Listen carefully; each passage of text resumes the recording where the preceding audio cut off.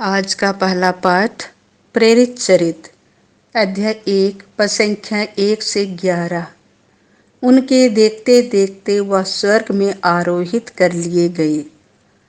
हे Theophilus, मैंने अपनी पहली पुस्तक में उन सब बातों का वर्णन किया है जिन्हें यीशु उस दिन तक करते और सिखाते रहे जिस दिन वह स्वर्ग में आरोहित कर लिए गए।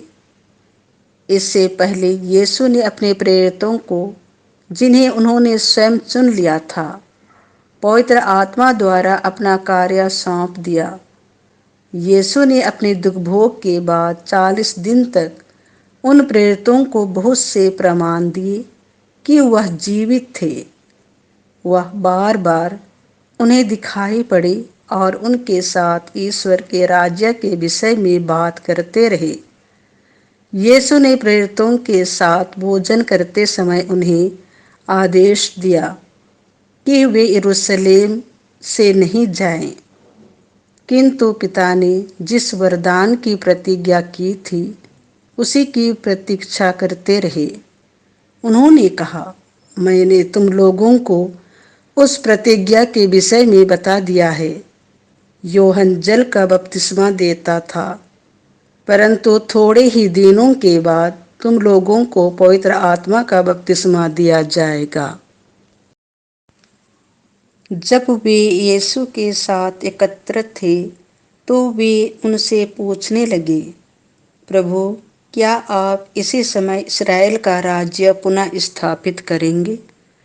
यीशु ने उत्तर दिया, पिता ने जिस समय को और जिन तिथियों को अपने ही अधिकार से निश्चित किया है, तुम लोग उन्हें नहीं जान सकते, किंतु पवित्र आत्मा तुम लोगों पर उतरेगा और तुम्हें बल प्रदान करेगा, और तुम लोग यरूशलेम, सारी यहूदिया और समारिया में तथा पृथ्वी के अंतिम छोर तक मेरे साक्षी बन जाओगे।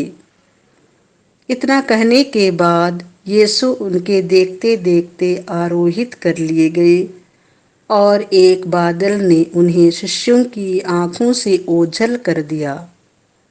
यीशु के चले जाते समय प्रेरित आकाश की ओर एकटक देख ही रहे थे कि उज्जवल वस्त्र पहने 2 पुरुष उनके पास अचानक आ खड़े हो गए और उनसे कहने लगे, हे गलीलियों, आप लोग आकाश की ओर क्यों देखते रहते हैं?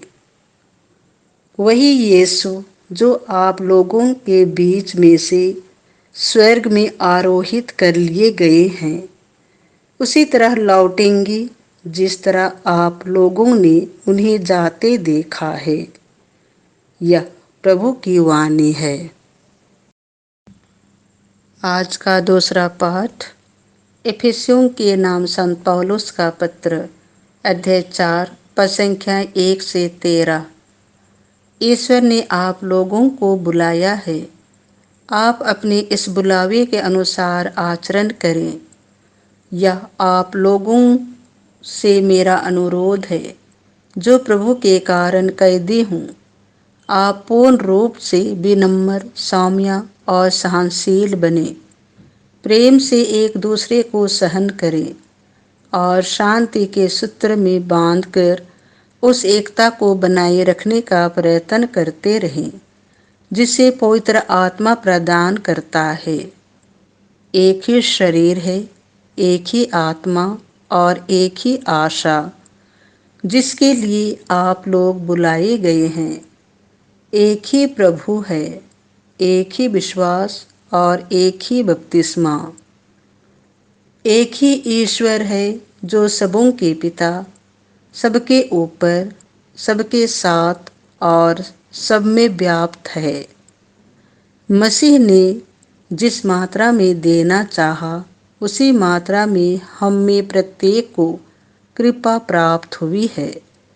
इसीलिए धर्म ग्रंथ कहता है, वह ऊंचाई पर चढ़ा और बंदियों को ले गया, उसने मनुष्यों को दान दिए। वह चढ़ा, इसका अर्थ यह है कि वह पहले पृथ्वी के निचले प्रदेशों में उतरा। जो उतरा वह वही है जो आकाश से भी ऊपर चढ़ा, जिससे वह सब कुछ परिपूर्ण कर दे। उन्होंने कुछ लोगों को प्रेरित, कुछ को नबी, कुछ को सुसमाचार प्रचारक और कुछ को चरवाहे तथा आचार्य होने का वरदान दिया।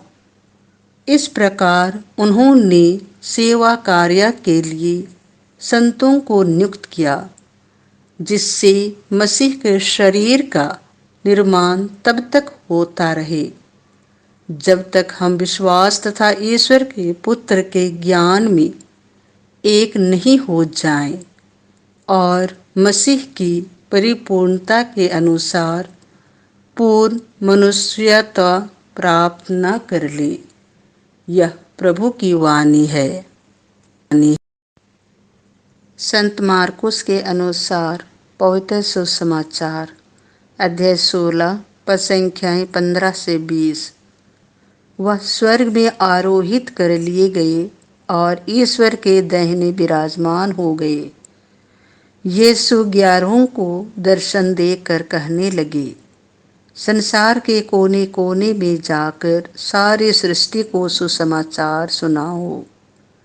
जो विश्वास करेगा और बपतिस्मा ग्रहण करेगा उसे मुक्ति मिलेगी। जो विश्वास नहीं करेगा वह दोषी ठहराया जाएगा।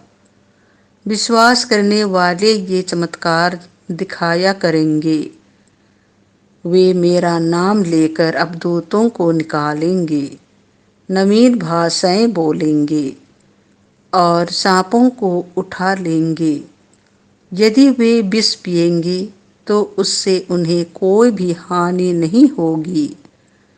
वे रोगियों पर हाथ रखेंगे और रोगी स्वस्थ हो जाएंगे। प्रभु यीशु अपने शिष्यों से बातें करने के बाद स्वर्ग में आरोहित कर लिए गए और ईश्वर के दाहिने विराजमान हो गए। शिष्य जाकर सर्वत्र सुसमाचार का प्रचार करने लगे।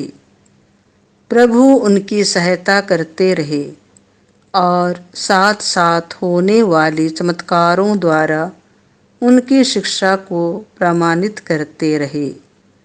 यह प्रभु का सुसमाचार है।